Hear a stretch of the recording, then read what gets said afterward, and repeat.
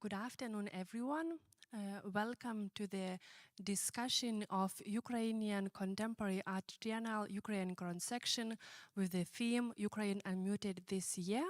I will tell a few words in Lithuanian as well for audience here, and then we will turn to English for the rest of the time. Labas vakaras visiems, kurie esate čia Vytauto Didžiojo universiteto Leonido Donskio bibliotekoje ir visiems tiems, kas žiūrite mus internetu, transliaciją. Tai šį vakarą turime dar vieną diskusiją, kuri yra Ukrainos šiuolaikinio meno trienalės Ukrainian cross-section 6 metų tema Ukraine Unmuted. Ši diskusija yra trienalės lydinčiosios programos renginių dalis ir dėkojame susirinkusiems diskusijos dalyviams, moderatoriai. Ačiū Vytauto Didžiojo universitetui už priėmimą ir įsileidimą mus į savo erdves šiam renginiui. Tad toliau iš tiesų perduosiu žodį moderatoriai ir diskusijos dalyviams. So I will say again a short introduction in English as well. We thank for Vytautas Magnus University for letting us have this event here at Vytautas Magnus University, Leonidas Donskis Library. And we will continue the discussion moderated by Oksana Forostina. Thank you, Monica, and thank you this great institution for hosting us. I'm here on behalf of the Institute of Cultural Strategy in Lviv and the 5th triennial of Contemporary Ukrainian Art Ukrainian cross-section. I hope those of us who haven't been to the exhibition will have it a chance soon. That's a post office here in Kaunas, Ukraine Unmuted. Very welcome. And at the very beginning, my special thanks to Renaissance Foundation in Ukraine for helping us to organize this discussion. That's the third one. We already had two weeks ago. And the whole idea behind this discussion was to have one speaker from Ukraine and one from outside of Ukraine, from other countries. And this time it's a bit different because we have Kate Younger. She came from Vienna and she is American Viennese historian, permanent fellow at the Institute for Human Sciences in Vienna, and she's also a head of Ukrainian program in the Institute for many years already. And Professor Gintautas Mažeikis is partly our host today also, because that's your institution, and he's a public and intellectual here in Lithuania. Actually, our first Lithuania speaker. Thank you very much. I think we missed this Lithuanian context in our first discussions, so very much thank you for joining us. And today we will talk a bit about history, but not as a long history, ancient history, but very recent one. And one of curators of our Ukrainian cross-section many years ago said me that maybe all those underground artists had a huge challenge when they got freedom at the end of 80s, at the beginning of 90s, because the thing about being an artist, a writer, an intellectual in the authoritarian, despotic regime is that you also have this significant other. I mean, the regime, the oppression, and when you're finally free, the whole context is changing, and it's also a big challenge for the works how relevant are the works of the artists from the 80s, from the 70s? How relevant is their intellectual legacy after they got freedom? And we had this conversation maybe 20 years ago, and we had a feeling that we're closing it now. But now everything is changing again. And I got this idea, maybe we should look back and think about it again. And maybe Kate, you will start. And I will address the same question to you. No, Oksana, thank you so much for inviting me to take part in this discussion and for posing this question, which is one that really gets at something that I've been thinking about a lot since February, which is what happens when we are confronted with something that could be seen as morally unambiguous, right? When we look at the Russian full-scale invasion of Ukraine, in some ways it recalls the sort of moral unambiguity that artists, dissident thinkers, those during the Cold War behind the Iron Curtain felt towards the regime. But you know who else also in some ways lost this sort of moral unambiguity, and this is the context I'm coming from here, is the West, right? There was this sense in which it was easy to portray we are standing up against the evil empire. So that was a very comfortable position to take. But now, then after the end of the Cold War, right, and this is something that we have been kind of conditioned to lump into one category, the end of the Soviet Union, the triumph of capitalism, the end of history, right, all of these things we kind of bring together. That then raises up a new generation of public intellectuals in the West who are very much resistant to the idea of calling something black and white. And so now we're witnessing the knock-on consequences of that when something that is so morally unambiguous returns to the stage, right? We see within Western discourse a complete rejection of the idea that we could condemn Russian aggression full scale, because this then gets at our own sense of not having worked through our past, of all of those sorts of things. And so I think you're really right, and I'm looking forward to being able to talk more about what these legacies actually are.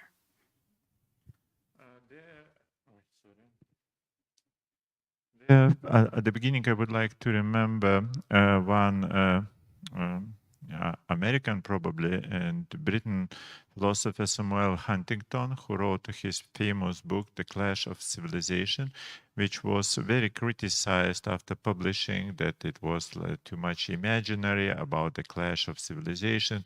Everybody criticized him. Look, the world is very peaceful and nobody would like to fight against each other, and you just dream about you elaborate it, you created your concept. This is artificial, not the real, and Muslims could survive together with Christians, you know, and the big centers of civilizations could be together, you know, and everything could be nice. It's interesting that I didn't pay attention about this book too much, but when I would say that after 24th of February, I reread this book again. Why? Because I remembered that Samuel Huntington wrote that this war between Ukraine and Russia should happen because civilizational, you know, differences, and he just maintain about possibility of this war in 1996, and and the reason was analysis of Yugoslavian war, and he showed that look, if the differences between Serbs and Croats. It's so big, you know, and the war started between Serbs and Croats in 1992. The war started of Yugoslavia. And look, these differences are completely the same like in Ukraine and Russia. 100%. And they said, look, at the border of interest, and he just draw the border of interest between Serbs and Croats, and he said, okay, look, this war should start somewhere about Donbass and Kherson, you know, and about Charkiv. This is the territory of the clash of interest. And Huntington said that I wonder that this war didn't start still. This period, and everybody criticized. But for me, it was more interesting to discuss actually virtually, imaginary with Huntington on the history, how he explained this is differences. I would say it's some way he is in some way we could accept him, in some way reject him. Okay, the other author who discussed completely the same, like Huntington, but in harsh style, it was Alexander Dugin. Dugin, a very famous national fascist Putinist in Moscow. But he said a little bit differently. He said, look, we need to start this war because civilizational differences. This is similar to Huntington, but not because of Ukraine. But these differences exist between, and I quote Dugin, between Lithuanian, Polish, Ukrainian differences. So we need to stop this anti-Russia that Putin later took this concept from Dugin, probably anti-Russia. Maybe Dugin took this concept from Ivan Ilyin, but I don't know. I'm not sure about it. In a way, Dugin many times claimed that anti-Russia, and what does mean anti-Russia? Anti-Russia, according to him, this is, if you would like, the Republic of two nations, Lithuanian and Poland. Lithuanian in the sense of Grand Duchy of Lithuania, not in this contemporary sense. It means that it could include Ukraine, Belarus, Poland, Lithuania, and maybe Latvia as well. This is under question. Estonia not, because it's Nordic. You see, and there we could interpret as well different historical events, writers, poets, who could be included in this territory, which later was called by Marshal Pilsudski or Josip Pilsudski as intermarium. And my question, what is the culture and I would say, what is the culture and cultural exchange in this territory, which creates special political identity, poetry which creates special political identity, which is so different from Russia that Russian nationalists could call us anti-Russia. Okay, I have a very quick question for you. Did you have this concept? Of course, that's not yours. But did you think about this concept lately, or was it discussed in the 90s after the Lithuanian independence and after Lithuanian society became much freer than in Soviet times? No, in Lithuania, this concept was never discussed too much because Lithuanian trauma, I would say trauma, of Lithuanian-Polish relationships between two world wars, between 1918 and 1914. I would say that because Lithuania considered, ethnic Lithuania considered so-called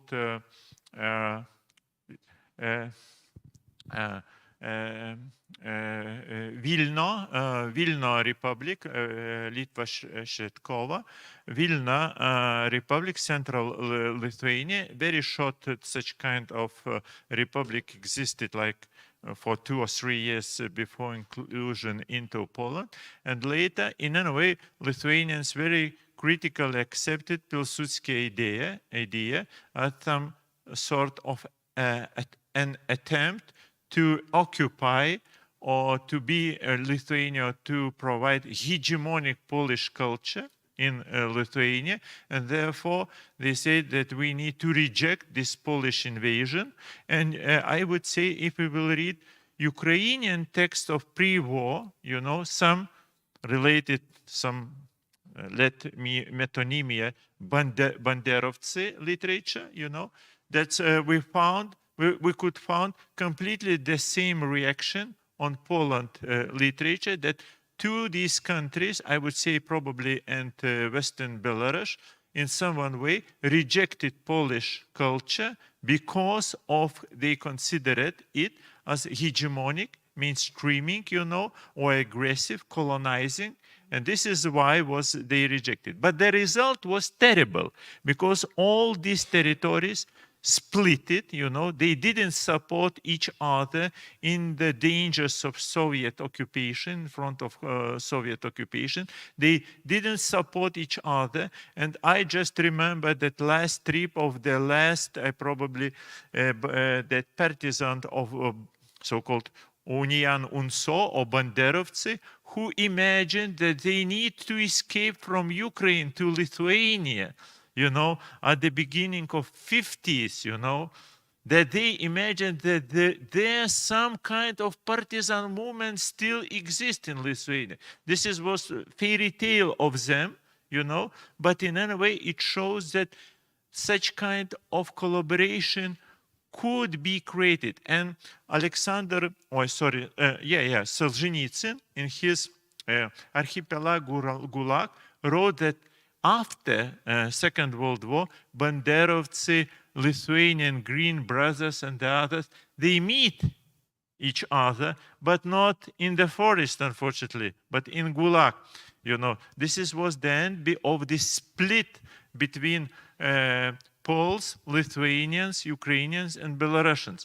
Now I found that not in Lithuania rather, but in Ukraine, I found that some of Ukrainians started to speak, and especially Belarusians, started to speak again about intermarium, but not about some kind of one state under Polish ruling, but some alliance, you know, some political alliance, or which could be even opposed EU, European Union, in some one way, or even to any countries, in order to resist Russian aggression, you know, and they was reinterpreted. So I finished my answer. In Lithuania this was a trauma for a long time in Lithuania, but now I found that this could be rediscussed again in Lithuania, but in different way. There are some historians who say, look, we wrongly explain Pilsudski in Lithuania. We do mistakes in our interpretations, political interpretations of Pilsudski, because you remember that Pilsudski originally is Lithuanian. Okay. And it's a very interesting case about how actually this generational thing works. And now I'm coming to you with another generational question. You were recently involved in preparing the English translation of the works of Ukrainian dissident Myroslavo Marynovychiaus, who is actually from the 60s.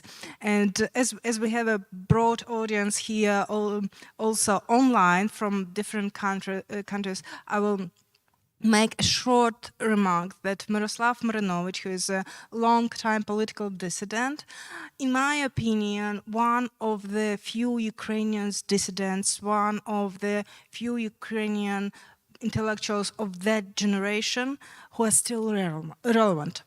And do you have any idea why? what the secret behind that? So my experience in working with Marynovych's memoir was a kind of very interesting one, because at the same time, so basically one of the reasons that we wanted to bring this out is because we said the story of the dissident movement in the Soviet Union, of the human rights movement, needs to be moved out of exclusively being told from the Moscow perspective, right? Because I think that really dominates in Western academia, right?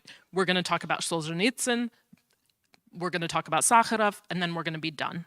But instead, we have a much richer tradition that, in fact, goes back to the encounter of the other peoples of the Soviet Union in the Gulag, in human rights organizations. And so with Marynovych, what I saw was that the universality of the way that he is able to talk about what it means to be committed to the right to pursue a normal life. So what Marynovych talked about most in his memoirs, for example, is wanting to be able to go around and speak the language that he wanted. He wanted to speak Ukrainian. He wanted to hang out with his friends. He wanted to be able to drink beer. He wanted to be able to wear a blue or a yellow shirt if he wanted, right? And insisting on those things, those very basic, normal things, he said, this is a human right. He's not talking, of course he can talk in the grand terms of the sort of dignity of individual human life, of the importance of basic fundamental freedoms, all of that, but it's also just about normalcy. And I think this really resonates because it demonstrates, and I think we think about this very much today as well, right? People have the right to live without their electricity and heating being cut off by shelling of their cities, right? These are things that are not specific to a Cold War context or to the Soviet Union context, but rather go beyond. But one of the things that I found very telling when we tried to bring out this translation was that Marynovych speaks in very black and white terms about his feelings about the unworked through communist past, the Soviet past, the legacy of that, which is echoing on today, which he identifies very clearly with Putin. And this was something that that made the editors very nervous, the press that we were working with. They said, how can you talk in such black and white language about Putin as the embodiment of evil, as the failure to work through the sins of communism, as something that will continue to haunt the world? I think the reaction would be quite different today if you brought this same text to those editors, right? I think the full-scale invasion has woken us up to the reality of a lot of those.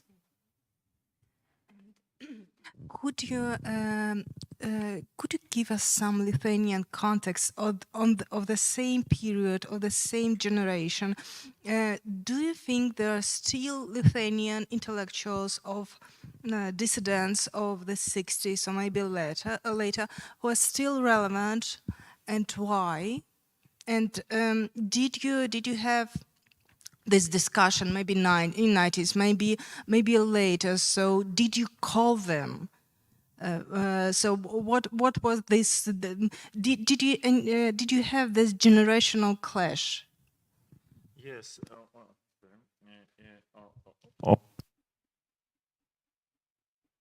Of course. Of course, that's some, I would say, cultural clash existed, not, I would say, not so much political, because why this political clash doesn't happen? Because, you know, some people who burn in independent Lithuania, they was quite old and they supported Sąjūdis, or this independent movement, and the young generation supported, so grandfathers and grandchildren, that their opinions coincide in this 1990-1991, and this is because friendship between grandmothers, fathers, and grandsons and daughters, you know, that coincide. That we didn't see such a clash or conflict of generations. But many of people didn't pay attention on the fathers and mothers, you know, who grew up in a Soviet environment. You know, this was, I would say, some silent, big silent group, which was later divided into those who supported some nostalgia, Soviet nostalgia, and those who would like to develop this, I would say, liberal economy and different things. Then this is about this conflict of generation. Actually, there was as well between these fathers and mothers, there was a group of so-called underground. Some of these fathers and mothers were very Sovietical, and the others was former hippie, beatniks, and hipsters, what was quite popular in Lithuania. This is generation of Kalanta, of Lithuanian, which tried to do the Prague Revolution, but in 1972 in Kaunas. So there as well we see this split in the one generation. So the question of generations, there was not a big problem. I would say it was a rather problem how to escape from how to break this trauma of Central Eastern Europe, I would say. This is more bigger problem because all these generations negated good relationships with Poland and don't understand exactly why they need to collaborate with Ukraine or Belarus. And they imagined rather relations with Great Britain, United States, and so on. This is very cosmopolitan turn, but not a regional turn. This separation between or conflict between regional turn and this global or cosmopolitan turn, this I would say it's a more important question. It's interesting that for former communists it was easy to turn to global world than to the regional, this because, okay, communism looks like global, and former communists, okay, we could accept this global economy, global market, global circulation of capital, but not about thinking in regional concepts. And only a few of, I would say, activists started to think. What was interesting for me that American Lithuanians from Santara Šviesa, this is movement, they started to agitate in Lithuania. Look, the most similar to us is cultura of Jerzy Giedroyc and this cultural movement. And look, all this Gombrowicz, Giedroyc, actually the Czesław Milosz and all this movement are more similar to Lithuanian movement than all this American Hollywood dreams, Look at this group, and one of the I would say that there was few intellectuals, Aleksandras Štromas, Vytautas Kavolis, late Leonidas Donskis, who supported this turn, and Donskis invited as well Zygmunt Bauman, who participated and who taught not so much, but he taught in Vytautas Magnus University as well. At least I listened to his lectures, and I would say this was as well some important new beginning. But we didn't invite to Lithuania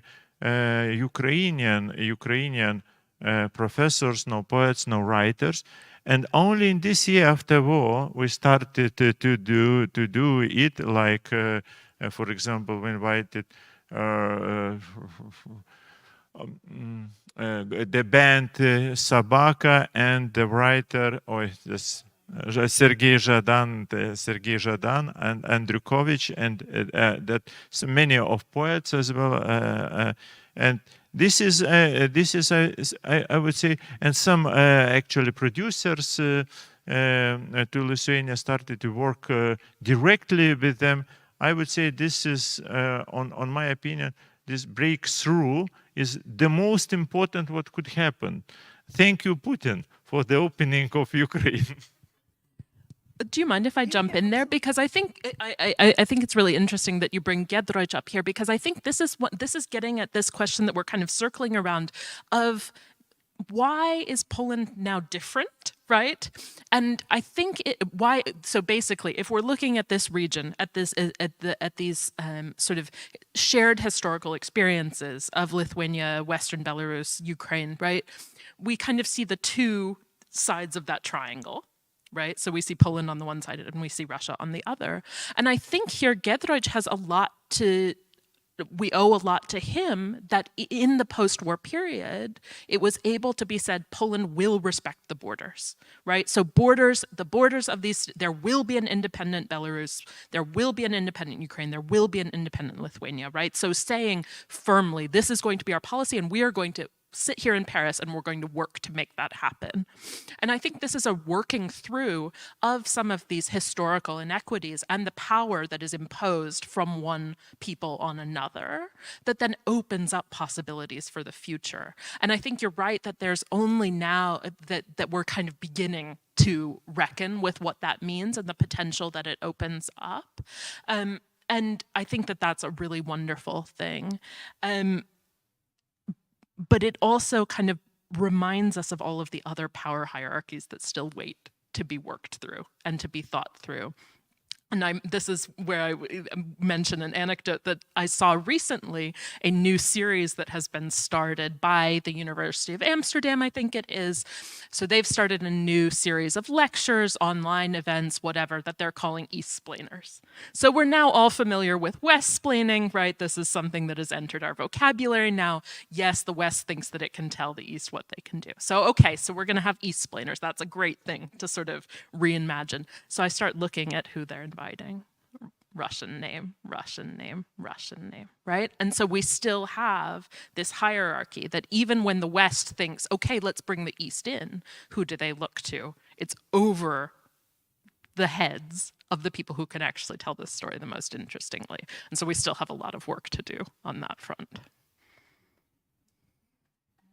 I would like to step back and mention the thing you were talking about before that, about this turn to so-called, global cultures, big cultures like American and British.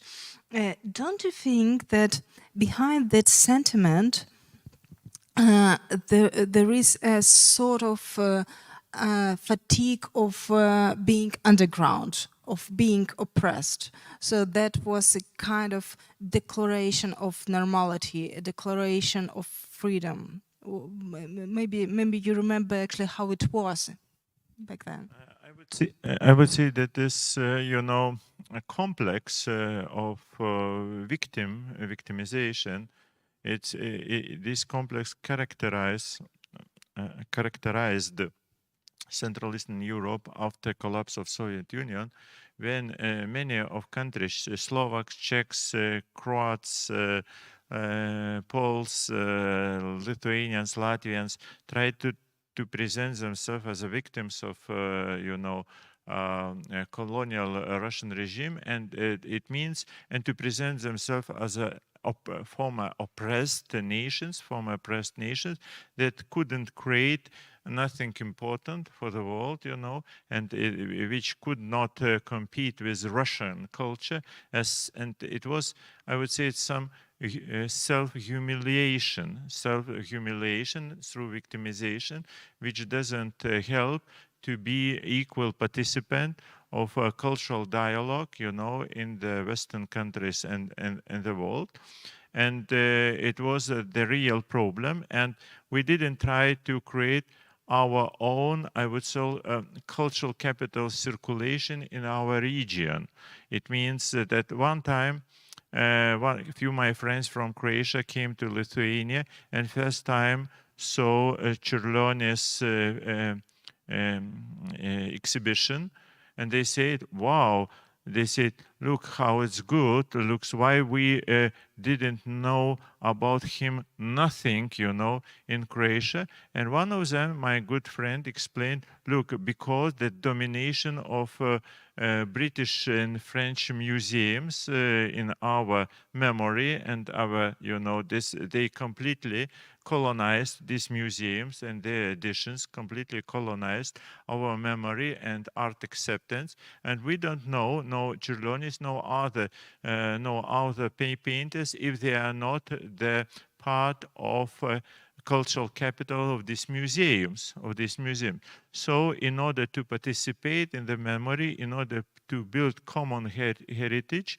we need to create some kind of a regional cultural capital circulation. It means to edit our own poets, writers, you know, to read them, to comment them, painters, sculptures, you know, to organize exhibitions, to participate, to know each other, and if you would like, to stop in some one way reading of world literature, because if you have actually a lot of time, you could do everything.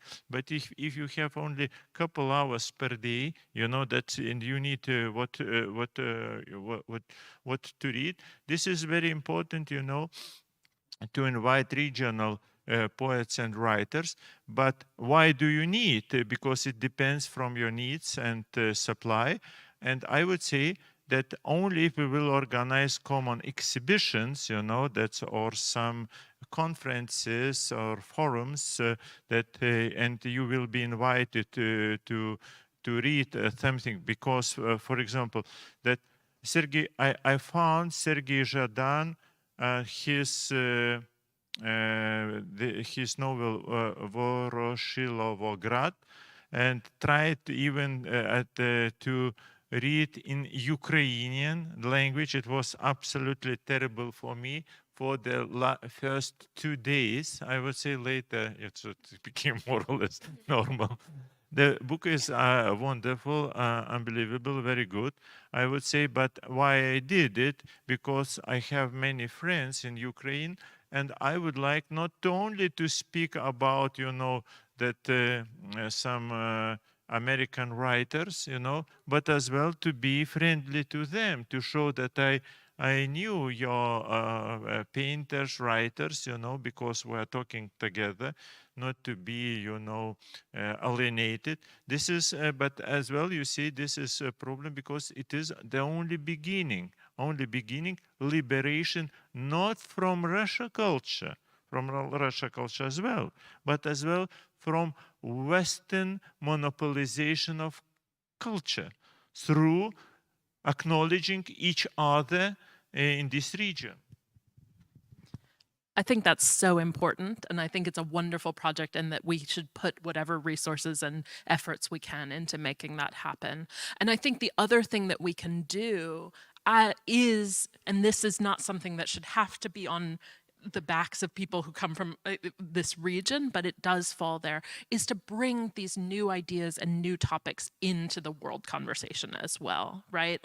And so this is one of the things that we at the Institute are trying to do in our Ukrainian program, is kind of highlight things where Ukrainian cultural figures, academics have insights that actually are going to matter a lot for the world as a whole. And I think of two particular examples. So I have a colleague, Katherine Younger, who is a publisher and a writer.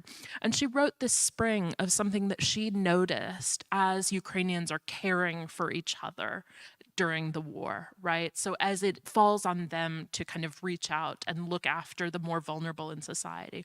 And she says, what if this becomes something that we actually reconstruct societies on more broadly, a basis of solidarity and care for each other that is rooted in a 20th century Eastern European dissident intellectual tradition, right? But what if now the Ukrainian experience of the past 9 months and the past 8 and plus years is the basis for that? And I think also of a young colleague, of a young historian, anthropologist, Daria Cimbaluk, who works on the people's relationship with the environment around them, plants, animals, the landscape, right? And this is something that the Ukrainian experience and how that landscape is being destroyed right now can actually help us all think more about the Anthropocene, right? And the place that humans are playing within the world around them. And so bringing these new themes into bigger discussions, I think, is another way to highlight these important intellectual traditions that are happening. Kid, I would like to make a kind of homage to the institute, and full disclosure, not foreign for me too, because I'm a fellow there, but I'm non-residential fellow, and Kate is permanent. So that's a great institution in Vienna. Established in the 80s, partly with a mission to be a meeting point for intellectuals and academics from Eastern Europe, from so-called socialist countries with their Western colleagues. And Krzysztof Michalski, Polish philosopher, was behind this idea. And when you are there these days, you can see the photos on the walls, these black and white photos from the conference from 1990, if I'm not mistaken, with all these great guys of the era, like Krzysztof Michalski, Józef Tischner, and Zbigniew Brzezinski, and Soros, by the way, yes, at this big conference organized by the Institute. And for me, that's still an inspiration. But at the same time, I remember a moment, kind of fatigue of this era.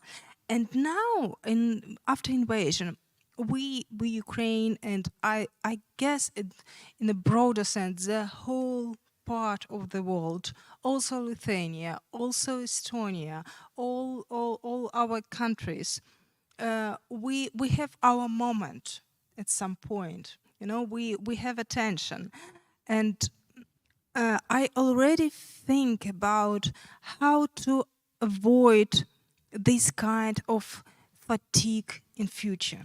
What do you think?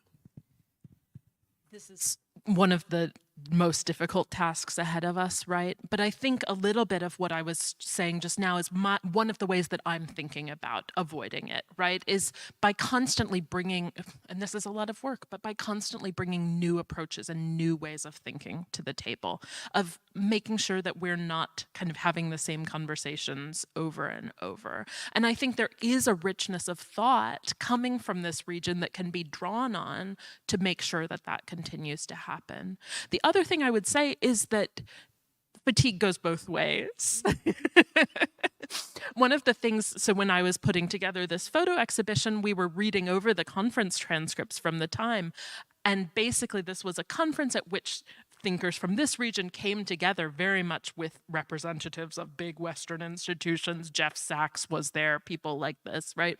And already there you could see that the Polish intellectuals, the Hungarian intellectuals realized that these Westerners had no clue, right? They did not understand what was happening here. They did not understand the depth of the political conflicts within, for example, the Polish delegation that was there. And yet they were going to have the power to make a lot of decisions about what happened. And so I think it's fair to experience that fatigue in both ways, to recognize it and then to fight through it and to not succumb to it, basically. I have a question, a special Lithuanian question for you, and special admiration for you as a representative of Lithuania, because before the invasion, you know, after all of that, many people forgot about, but Lithuania demonstrated a very strong message on Taiwan. That was a small country who actually stand for Taiwan, being not afraid of mighty China and Germany, who is of course interested in, you know, making everything peaceful and silent and all the issue. So, do you have a kind of solution how to make Lithuanian voices more powerful, not only now in the situation when they again we have an admiration also for supporting of Ukraine, and I think that people in Taiwan also admire you for standing for them, but how to keep it how to keep it constant, more or less.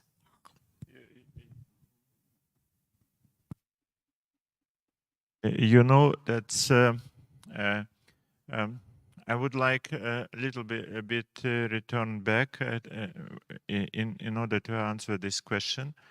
That when Lithuania became independent in 1918, you know, after First World War, Lithuanians didn't know exactly who could be ambassadors or cultural attachés in different countries, because we do not have good representative, and we invited many of poets and writers to be just our representatives, you know, and between them was Oskar Miloš, that's a French poet who hated to be called a Polish poet. And he had anti-Polish, I don't know why, this is long story, about his mother Jewish, and this Polish attitude to Jewish, his mother Jewish, that in a way he decided to be Lithuanian, even that he never been in Lithuania, and to represent Lithuania, he took that citizenship of Lithuania and started to represent Lithuania in French in the beginning of 20s. It was a very difficult period because French state decided to support the only Great Poland and they considered that Lithuania is some obstacle for the recognition of Great Poland. And so the French tried to stop Lithuanian independence in the beginning of 20s in order to support, as I said, Great Poland vision, which could resist Bolshevik Russian. So in this one situation, this Oskar Miloš started to discuss, but he was very involved in all French circles, and he decided to write one article where he said, what is the difference between Polish and Lithuanian messianism? It was, I would say, it's very interesting because 90 and 99% of Lithuanians don't know that they have messianism. Only 1,001% could think about this question, but you know, in a way he presented, and it was very interesting idea. He learned from the Lithuanian rebellions that probably, if we'll check that some in our contemporary concepts, discourse analysis of Lithuanian rebellions, he would say that Lithuanian messianism is some kind of revelation of nations, revelation of to support all revelation of nations, you know. And then when 1990 started, you know, Lithuania, Lithuanians took very old slogan, za naše vaša wolność, or in Russian, za naše vaša svoboda, for our and yours freedom. This one slogan, which coincide with Oskar Miloš concept of Lithuanian messianism to support independence of countries, you know, who fights for freedom and independence. From this point of view, this is very exactly clear why Lithuanians support Taiwan. Even if nobody in the world, no one country don't support Taiwan, Lithuanians have to support if they follow this messianistic idea, you know, and to fight even if there is no even any reason to fight for the independence of Taiwan. This is very strange for Chinese, who thinks completely in different paradigm, and Russia, who thinks in different paradigm, and even Poland, who thinks in different paradigm. You know, that because all these countries have different messianistic ideas. Unfortunately, the other 99% of Lithuanians don't know about this. I think that's really interesting and points to another thing that I've been thinking about, not about messianism, though this is very interesting, but about this sort of possibility of global connections, right, that go beyond these sort of regional ones or whatever. And here, I think, going back to Žadan, who's been frequently invoked here today, very recently, the New York Review of Books and several other publications published an exchange of letters between Žadan and the Black American poet Reginald Dwayne Betts. So Dwayne Betts is a fantastic poet who was imprisoned as a young man because of an incident that he was involved in prison, trained as a lawyer and as a poet. And so Betts and Žadan don't know each other. They come from very different environments and worlds. And yet there are certain themes that motivate both of their writing and both of their poetry, right? So a sort of lyrical love for difficult places, for the difficult places they come from, a sort of reflection on the impact of violence and of forms of masculinity, right? All of these things can kind of bring their work together. So when they write to each other, it's as if they're old friends. Betts actually writes to Žadan, you know, I was reading your poetry aloud to some of my friends and they thought I had written it. And I found that really moving, that it opens up the idea to think beyond natural allies, right? And to find allies in thematic, in sort of experiential ways as well. And this is another way, I think, to avoid this fatigue that we're talking about, right? Finding new people that we can talk to. I would like remember about Taiwan again. Sorry that because I remember that, okay, we recognize Taiwan, we break our relationships normal with China. And so what to do? And so we started to invite some Chinese philosophers, you know, professors to Lithuania to visit, at least to meet them. You know, a few of them came to Vytautas Magnus here, you know, and I discussed with few of them philosophers, and for me it was absolutely wonderful because they were representatives of critical theory and critical pedagogy. Why it was so wonderful? Because critical theory and critical pedagogy is more or less anarchist ideas, you know. These critical anarchist ideas, I start to think, look, you actually, now I could understand why China could not accept you. This is absolutely impossible, you know, that such kind of you know, philosophers could be in China. Absolutely, this is unbelievable. This is, you know, breaks everything. But for me, it was very interesting as well, because I always imagined that Taiwan is very right-wing country, you know, right-wing country, which always, you know, try to represent old traditions, you know, before Maoist and blah, blah, blah, you know. And there I met completely leftist anarchists between them. And all of them were professors, you know, and they published many of books. It's, wow, see, this is completely unexpected. I didn't wait from Taiwan, this one turn, how it's possible, you know. This is unexplainable until now for me. So that's would be a question for both of us, starting from this point. And I think, you know, there is this kind of side discussion and resentment toward all the attention Ukraine has now from so-called global south. I'm not comfortable with the term, but somehow it's used everywhere. That okay, that's all very much centered of Europe. You're all white people, and that's moral relativism. And there are a lot of other problems in the world. Why all focus only on Ukraine, on Ukrainian refugees, and so forth. And now we have this actually example of solidarity toward non-European nation, toward actually Asian country, you know, oppressed countries, and how can we put this message out that we have this solidarity, we understand that there is some parallel between Russian colonialism, for example, and British, Belgian, French, whatever colonialism. So we are ready for this solidarity. So how can we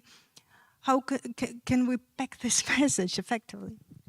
I think that this is a task, unfortunately, for Ukrainians themselves, right? Because I think one of the problems that's happening right now is because of the way that it's mediated through these former imperial centers, these still unworked through imperial centers in some way, the message comes across as highly hypocritical. And I completely understand that, right? So I understand why it's hard to sit and listen to a British government that is quite appalling in many ways, speak very proudly of its support for Ukraine.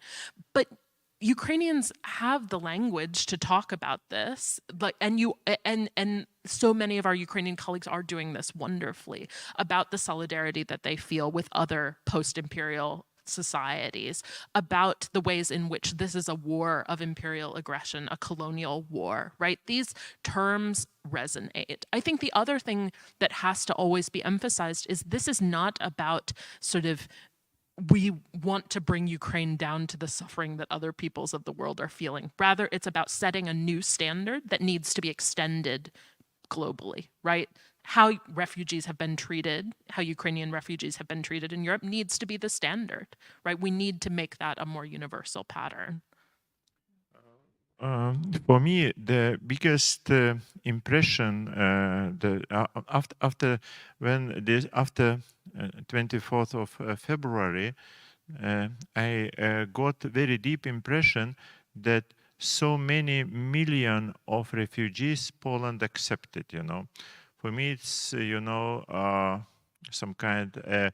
Was a revolution in my empathy. I think that, look, no one European country was not ready to accept so many refugees immediately without any conditions, you know. Unconditional friendship. This is very important. Unconditional friendship when you're supporting somebody, you know, without any strong expectation that you after it, you actually could try to find economical reasons or the others, you know. But at the beginning, this unconditional supporting. This unconditional is very important because I would say that many of the other countries have the only conditional supporting of Ukraine, you know. That's, I would say, that political opinions is always under changing. I would recommend for Ukraine to try to collaborate with United States until United States support Ukraine, you know, because you never know what could happen with them. But what you could trust in this situation, I would say that Poland and Baltic countries. This is because why? What is the difference? Because in the first case, it was some kind of geopolitical conditional supporting and unconditional supporting. This is very very different because I respect somebody on the street unconditionally. You know, this is very important because this unconditional respect means that some kind of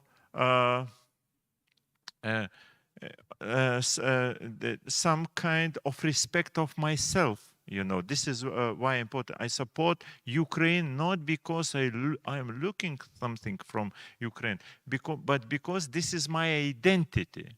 This was what is very important, and I am not sure about long-term European or world supporting, you know. And this is why I started to speak about regional communication and regional identity, which means that in some, it could happen. I am not looking for such a result, but it could happen that one moment we will need to fight the only together, you know.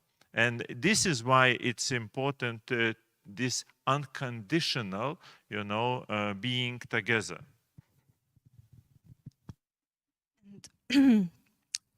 As kind of final question, I would ask you for advice for the audience. In these days, challenging days, what authors, not only intellectuals, maybe also artists, would you from the 70s, from the 60s, from the previous era of this underground art dissidents, what would you recommend to reconsider, to read again, to watch again, think again? Who is relevant again?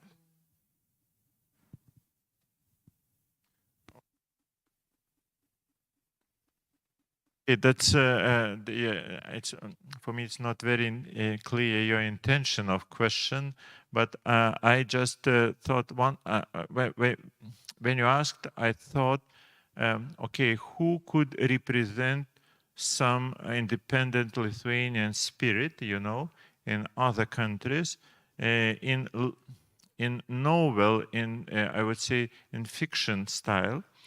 And I there will recommend untranslated into other languages, representative of Lithuanian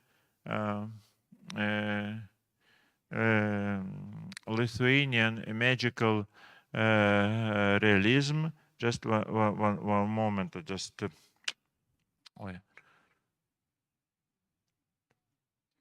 Actually, Okay. the idea of the question was to look again at the persons, at the names we forgot, or we... Okay, that's very easy, which is translated and quite popular. The popular Richardas Gavelis, Lithuanian writer, in his novel Vilnius Pokeris. I would say that it will be quite easy to start. And from Lithuanian philosophers who was very friendly for Ukraine, it's Leonidas Donskis. It's as well very easy. But there are actually more difficult for translation poets and writers.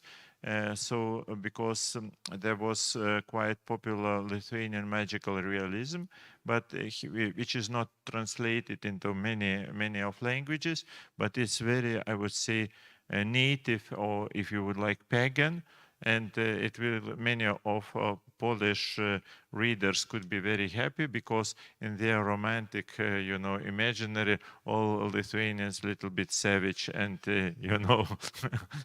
and magic. They eat magic mushrooms, and there are some of Lithuanian writers who could satisfy their expectation. Well, my suggestion is not going to be any sort of a revelation for a Ukrainian audience, but I think it's important to return to Vasil Stus. And I think here we're talking again about a dissident who died in the Gulag, right? So this is looping back to Marynovych here. And Stus's poetry and his writing is, I think, one of those that also retains these universal kind of perspectives that is still extremely important today, making sense of the historic relationship between Russia and Ukraine, right? But also the human rights, human dignity, all of that. So Stus is someone to come back to always. Thank you very much. Thank you for being here for us, and I also very grateful for Renaissance Foundation in Ukraine. They helped organize this discussion for us, and we'll be back with another discussion on Saturday. So please come back to the same Facebook pages to join us in our discussion. Thank you.